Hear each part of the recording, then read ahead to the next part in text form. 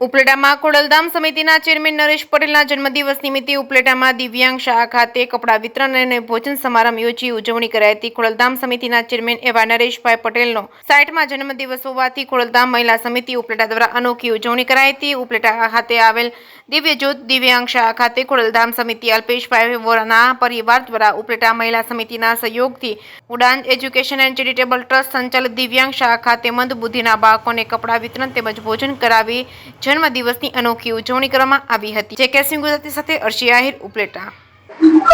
હું રાજુભાઈ મુંજપરા ઉપલેટા ખોડલધામ તાલુકા કન્વીનર આજ રોજ ખોડલધામ ટ્રસ્ટ કાગોડના ચેરમેન નરેશભાઈ પટેલના 60મા જન્મદિવસ નિમિત્તે દિવ્ય અત્યાર સુધી બ્લડ ડોનેશન કેમ્પનું આયોજન કરતા, પરંતુ એક નવી પહેલ કરી અને દિવ્યાંગો બાળકો માટે કંઈક સેવા પ્રવૃત્તિ થાય એવા હેતુસર નવી પહેલ કરેલી છે। તો આજે સૌરાષ્ટ્ર નહીં અન્ય રાજ્યો અને અનેક દેશની અંદર પણ આની ઉજવણી થઈ રહી છે અને આની નરેશભાઈની એવી નેમ છે કે આ દરેક બીજા સંસ્થાઓ પણ આવું પ્રેરણારૂપ કાર્ય કરે।